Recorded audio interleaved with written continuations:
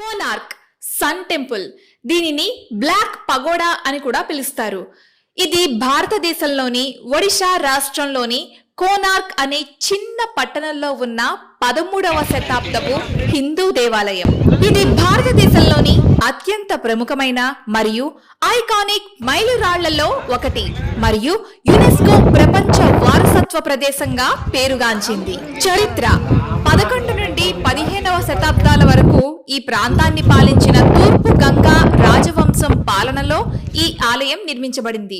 ఇది సూర్య భగవానుని భక్తుడైన రాజు 1వ నరసింహదేవ చేత నిర్మించబడింది.